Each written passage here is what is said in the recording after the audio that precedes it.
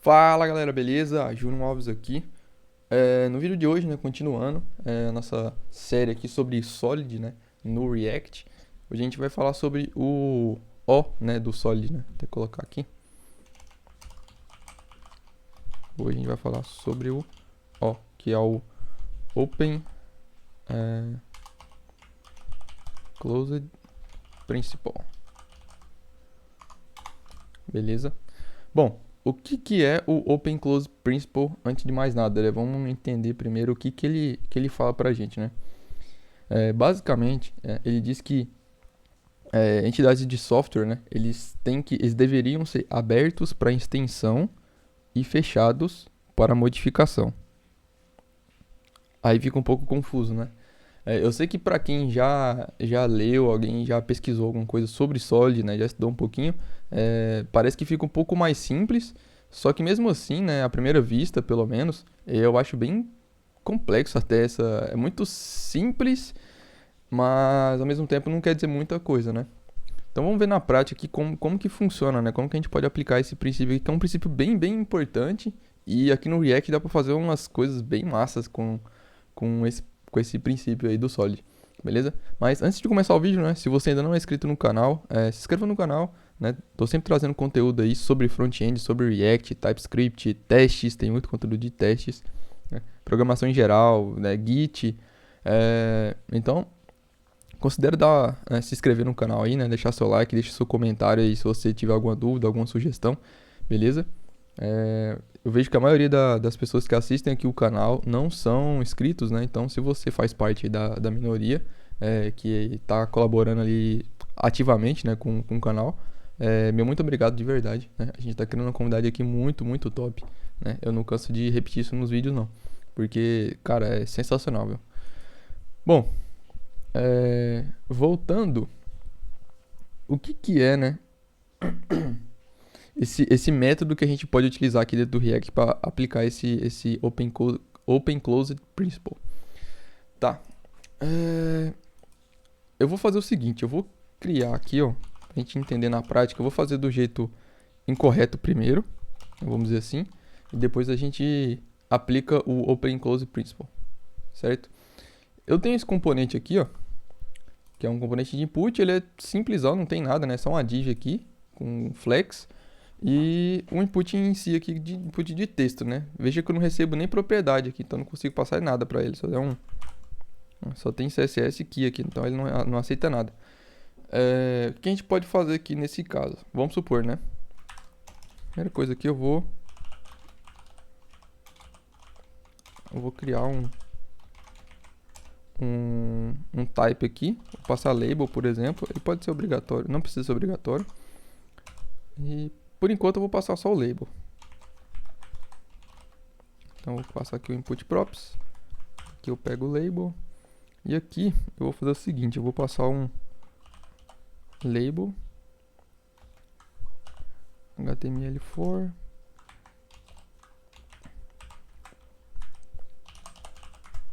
Então se ele tiver o label ele vai exibir aqui. E aqui no HTML4 eu vou colocar input. E aqui eu vou passar um ID aqui. Input. Beleza? Então não apareceu nada ali, não tinha passado propriedade, né? Então agora a gente tem a propriedade label aqui. Eu vou passar name. Beleza, então passei name, ele já renderizou ali. Show. E aí, o massa de você passar esse HTML fora aqui, né, passando o mesmo ID aqui do input que ele referencia, é que se você clicar no label, ele já dá o focus ali automático, né? Não precisa eu clicar lá de fato no input. Então, se eu clicar lá no label, perceba que eu vou clicar no label, name, aí ele já dá o focus ali. Beleza. Agora, vamos supor que a gente precise passar mais propriedades para esse carinha, né? Porque só label, né? Se eu quiser passar, por exemplo, placeholder, essas coisas, né? Aí a gente pode fazer o seguinte, né? A gente pode, nesse caso aqui, se fosse assim na prática mesmo, o que a gente poderia fazer? Estender, né,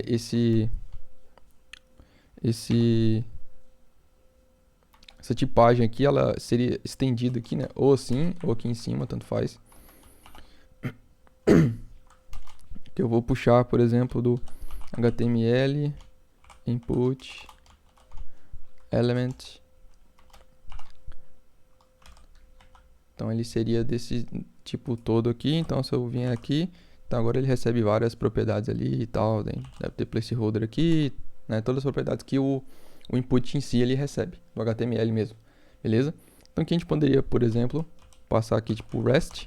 Opa, REST. E aqui para o meu input, eu passar o REST aqui. Né? Agora ele recebe todas. Passar o REST aqui pro final.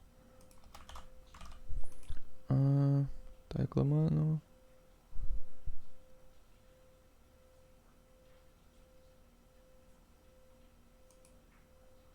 Tá, capture.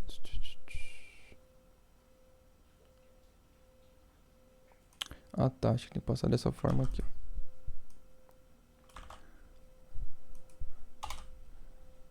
Que vem dentro do React. Beleza. Então agora ele já aceita ali todas as minhas propriedades ali, né? Então tem ó, autofocus, autocomplete, alt, CSS e por aí vai.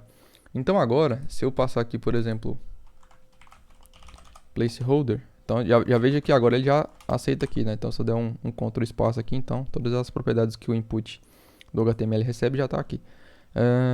Então aqui eu posso passar, por exemplo, placeholder, aqui tipo informe seu nome. Eu coloquei em português e em inglês, né? Vou colocar aqui. Não. Então beleza, ele já aceitou ali, né? Já tem o meu placeholder ali. Show. Beleza. O que a gente pode fazer aqui ainda, né? Por exemplo, se eu quiser adicionar um ícone aqui, né? Eu poderia criar, por exemplo, uma div por volta, sei lá, e importar um ícone aqui, um arrow, eu não lembro nenhum ícone de cabeça.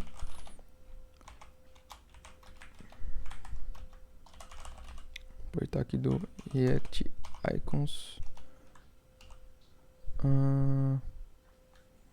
Font also.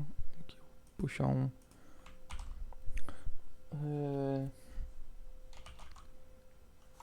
People arrow. Sei lá. Qualquer coisa aqui.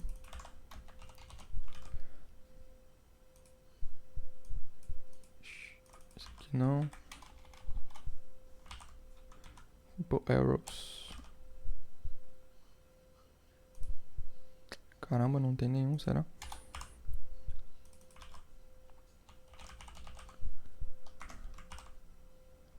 No F não tem nenhum de people também.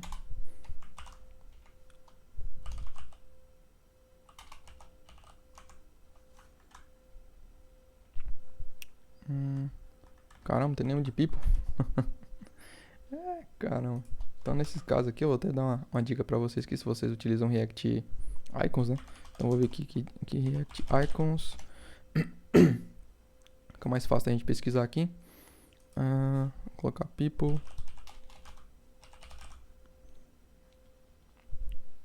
Poderia ser... Vou colocar user então. Poderia ser essa daqui. Passar pra cá e aqui eu vou puxar do B. Beleza. Já tá ali o nosso ícone, né? Show. Então o que acontece? Agora eu posso passar uma propriedade aqui, por exemplo, left icon. Sei lá. No caso aqui não vai ser string, vai ser um boolean. Então se tiver um left icon, eu quero que exiba esse cara aqui. Então, left icon.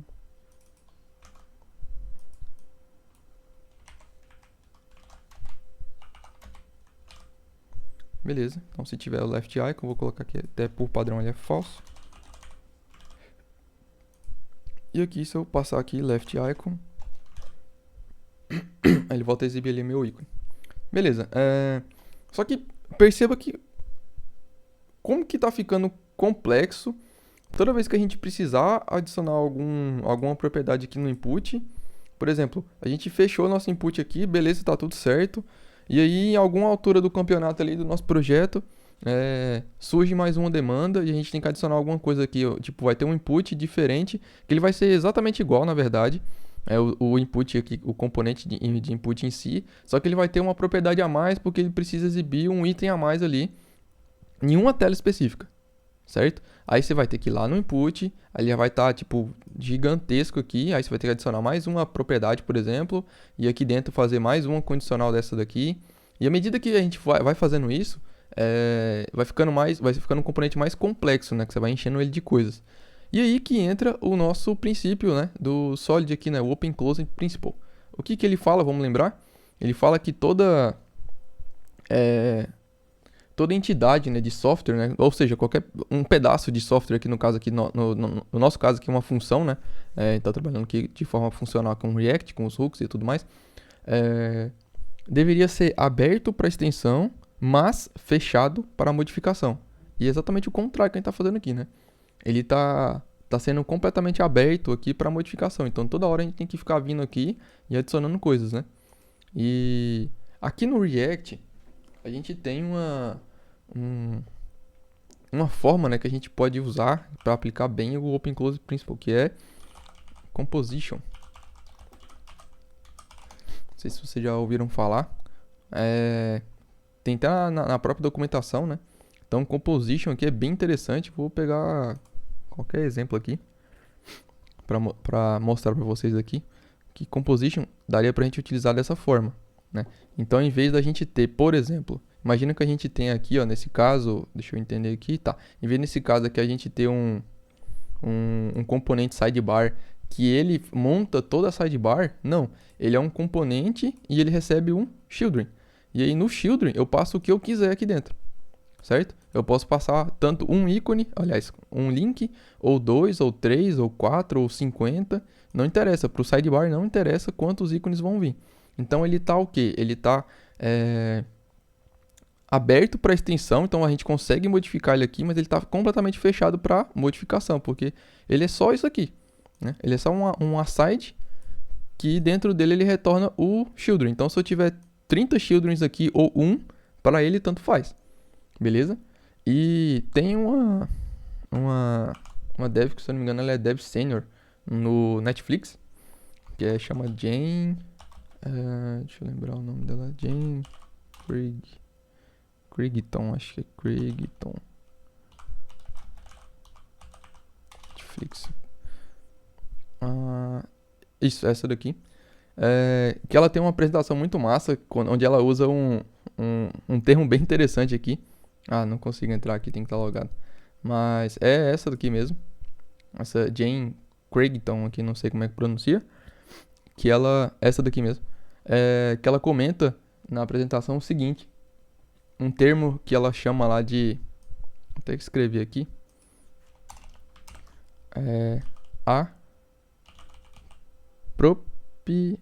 Apocalipse. Perceba aqui no aprop aqui, é tipo... Você vai ter um componente, imagina que a gente tem aqui nesse caso aqui, ó. A gente vai ter nesse caso aqui um componente lá, tipo um input. Aí ele vai ter... propriedade type, vai ter placeholder, vai ter name, vai ter value, vai ter, sei lá, icon, que a gente pode passar um ícone para ele, React mesmo, sei lá, vai ter vários aqui, né? E perceba, né? Eu vou até colocar um etc aqui. Perceba que à medida que isso aqui for crescendo, vai começando a ficar inviável isso daqui, né? Porque vai virando literalmente um apocalipse aqui, né? Vai tendo tanta props, né, que vai virando um macarrão assim, né? Aquele tanto de um componente só com aquele monte de props. Com certeza você já deve ter visto isso em algum projeto, alguma coisa, né? Ou você mesmo já deve ter criado algum componente que acabou ficando dessa forma, né? que com o passar do tempo ele foi recebendo tantas propriedades para tantos cenários diferentes que não tá até difícil de se você for fazer o teste, alguma coisa assim nesse componente. Provavelmente ele nem vai ter teste porque vai ser muito complexo de testar isso tudo. E isso vai virando um caos, né? Então é bem interessante esse termo que ela usou em uma apresentação que eu vi uma vez. Inclusive tinha até no blog do Kent Dodds, né? Pra quem não conhece o Kent Dodds, também recomendo aí, Kent Dodds, esse cara aqui. Foi o cara que criou ali, né, a Testing Library. Então recomendo bastante aqui, ele tem um blog aqui com bastante conteúdo interessante também. Beleza. Então, aqui no React, a gente consegue utilizar o Composition, né, para poder fazer seguir, né, esse princípio aqui do Solid, né, o Open Closed Principle, e deixar nossos componentes mais fechados para modificação, né? Eu não quero que ele fique toda hora a gente precisa voltar aqui no componente e modificar alguma coisa, não. Vamos utilizar o Children, né? A gente tem uma propriedade tão massa aqui no React que é o próprio Children, né? A gente pode pegar aqui o Children, por exemplo. Então a gente pode utilizar, fazer o uso do Children com mais inteligência, né? E para assim conseguir deixar o nosso componente ele mais fechado, né? O que a gente pode fazer aqui então nesse caso? Vamos supor, né, que a gente poderia criar aqui, por exemplo, eu vou criar aqui em cima mesmo, vai. O certo seria a gente criar num outro arquivo, né, dentro do components e tal. Então eu poderia passar aqui, tipo, por exemplo, um input label. Ele vai ser uma função normal, ele vai ser um componente React. E ele vai retornar aqui um label do HTML mesmo. E aqui ele vai receber algumas props, né? Vai receber, por exemplo, posso passar o HTML4 ou ID, vou passar ID para ele, por exemplo, e o label, né? O name mesmo, que eu vou passar aqui para ele aqui dentro. Ou, melhor, né? Eu poderia passar um children para cá. Por quê? Eu vou criar aqui uma tipagem. Input label.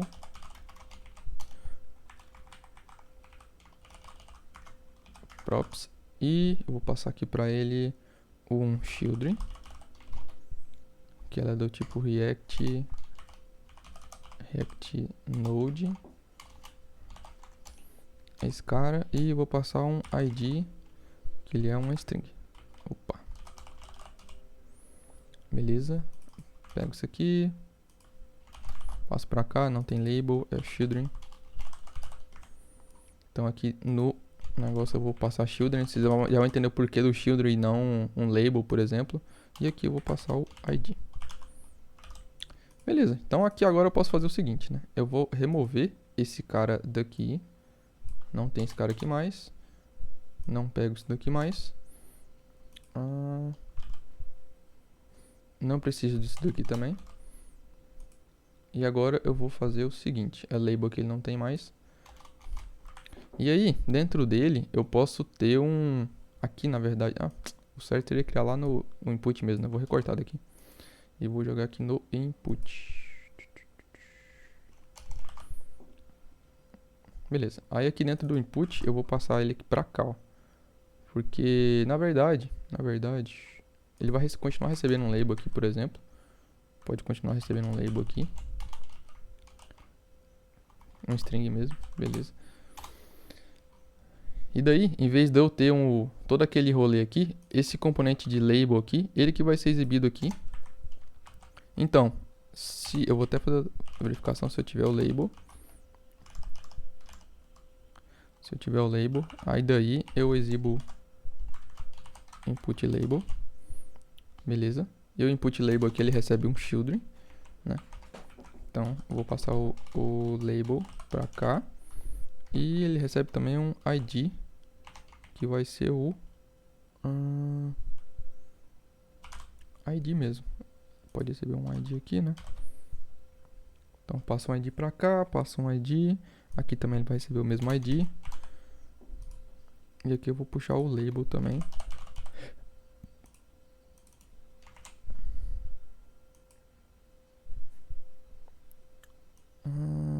Tá errado isso aqui.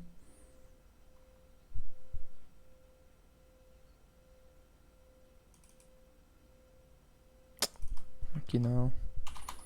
Aqui,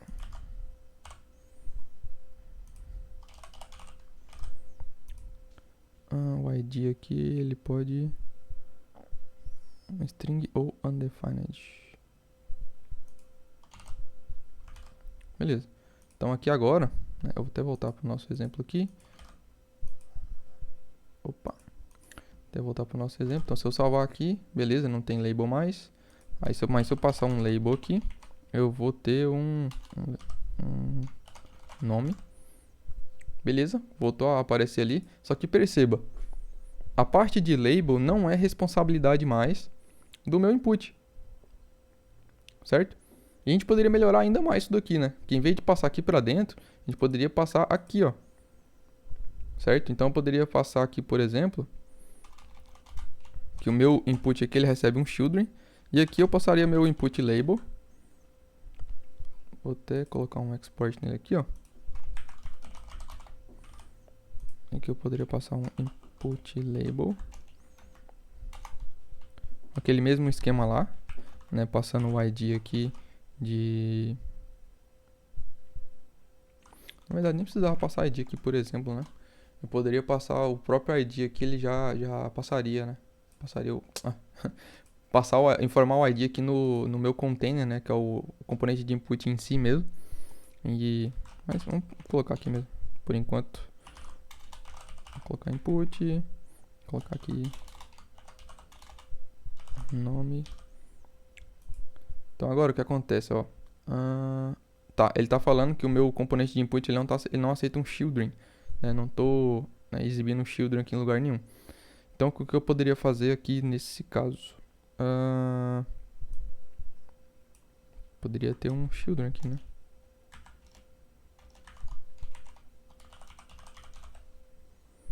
Esse children ele vem aqui do... Então, já teria meu name aqui, eu vou até... Então ele ficaria ali embaixo nesse caso, né? Então eu teria que passar ele pra cima aqui, nesse caso esse children. Então beleza, já ficaria ali em cima. Mas vocês conseguem perceber o poder que a gente tem aqui com a composition? É como se fosse o seguinte, né? A gente tivesse, por exemplo... Imagina que a gente tem acho que agora vai ficar mais claro o que a composition ela permite a gente. Imagina que você vai montar um sanduíche.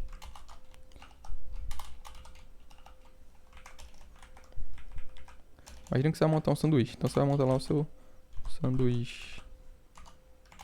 Beleza? Aí, né, vai ter gente, por exemplo, que vai, né, o básico ali vai ser o pão. Mas tem gente que vai querer com hambúrguer.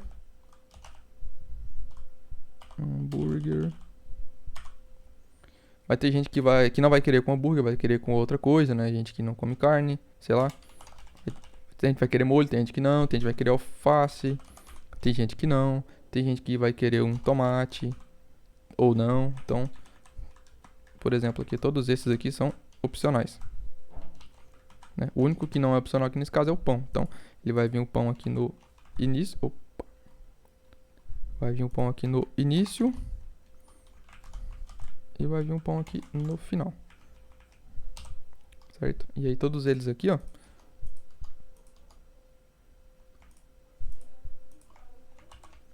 Todos esses são componentes, pô. Certo? Então, eu tenho o meu componente container aqui, mas o que vem aqui dentro, né, o recheio do pão, nesse caso aqui, tanto faz, né? Então eu posso modificar o recheio aqui da forma que eu quiser. É o que eu poderia fazer com o input, né? Então ele poderia ter um input label ou não, ele poderia ter um ícone, né, na esquerda ou não, um ícone na direita ou não, poderia ter um controller ou não, e por aí vai, né? Então a gente poderia fazer fazer uma composition aqui, uma composição desse componente de input aqui de várias formas. E aí a gente respeitaria, né, o princípio Open Closed Principle, que diz o quê? Vamos lembrar mais uma vez, que ele diz que toda entidade de software ele deveria ser aberto para extensão, ou seja, a gente está conseguindo estender aqui, expandir o nosso componente de input, o componente de pão aqui, por exemplo, certo? Mas ele deveria ser também fechado para modificação. Então a gente não está modificando o pão, componente de sanduíche aqui, né? O pão aqui, ele não está sendo modificado, certo? E está modificando aqui, no caso, o recheio, que é o que deve ser modificado, de fato, né? Mas não modificado, mas sim estendido, né? Da forma que o usuário quiser. Então, assim, à medida que a gente for à medida que a gente for recebendo demandas, a gente pode ir adicionando coisas aqui no nosso componente de input. Quer ver um exemplo prático? Vamos dar uma olhada no Material UI, no componente de list, por exemplo, para vocês verem o que dá para fazer aqui com o componente de list. Perceba, eu tenho um componente de list, vou até mostrar aqui, ó, o código em si.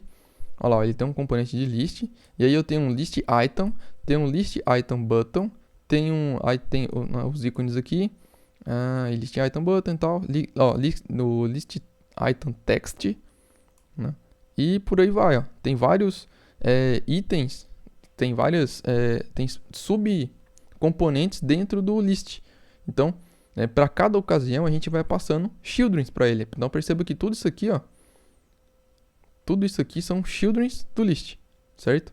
Então lá, ó, dentro do list eu tenho esse children aqui, que é o list item que está por volta. Depois do list item eu tenho o list item button, que está, né, dentro do list item. E depois eu tenho o list item icon e por aí vai, entendeu? Então a gente consegue ir agregando, né, e compondo componentes mais complexos com base em componentes menores. Então essa é a grande vantagem dos componentes aqui no React, essa parte de composition. É isso, e é bom a gente entender isso, ter isso em mente bem claro, para a gente conseguir utilizar isso e não ficar criando um componente gigantesco, né? Componentes de input, geralmente, eles vão ficar gigantescos à medida que você vai tendo que ir adicionando coisas aqui. E não deveria, né? Componente de input é um componente simples, que ele, né, deveria ser bem genérico, assim, e não genérico a ponto de atender todas as ocasiões, as situações, mas ele deveria ser simples, né? Na verdade, não é nem genéricos, né? Eu acho que a palavra melhor aqui seria um componente simples, né? Aí a gente volta lá no S do Solid, né? Que ele deveria ser ter uma responsabilidade única, né? Inclusive já tem vídeo sobre o D, que é o Dependency Inversion do Solid, e também do S aqui, que é o Single Responsibility Principle, beleza? Tem os dois vídeos aí, né, já no canal. Então agora a gente está no terceiro vídeo, isso aqui é a terceira parte, né, sobre Solid. E, cara, é muito, muito interessante isso daqui, né? E a gente pode usar isso daqui de várias formas dentro do React, beleza? Então, né, o vídeo de hoje que eu queria trazer era isso, esse era o conteúdo que eu queria trazer, né? Espero que vocês tenham gostado, né? E que tenham entendido a importância desse princípio aqui, do Open Close Principle. O próximo agora, né, seguindo a ordem aqui, vai ser o Liskov. Então, se você ainda não é inscrito, né, se inscreva no canal aí pra você não perder nenhum vídeo. Então vai sair bastante conteúdo massa aí nos próximos dias aí e semanas, beleza? E é isso, galera. Não? Então, valeu, falou e até a próxima.